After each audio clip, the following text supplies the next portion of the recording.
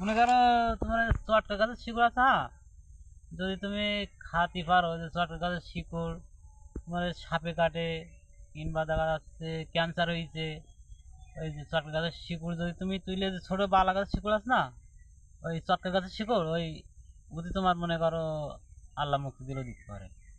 আর তোমার ওই যে ছোট বাচ্চা বালা গাছ আছে না, ওই যে বাচ্চা বালা গাছের শিকড় আছে, তুমি যদি খাইতে পারো তোমার বেরেন মেরেন ঝেনে যা শক্তিশালী হয়ে যাবে।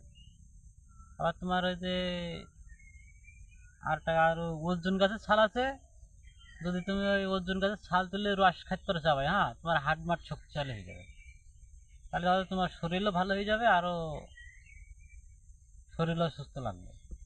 আর দেখা যাচ্ছে মেলা যদি তোমার ওই শরীরে দুর্বল হয়ে যায়, হ্যাঁ, তুমি হচ্ছে ওই আলাম দুসরা আছে, ওই সুরো পুরি পানি খালেও তোমার শরীর দেখা যাচ্ছে ক্যালসিয়াম হয়ে শরীর সুস্থ হয়ে যাবে।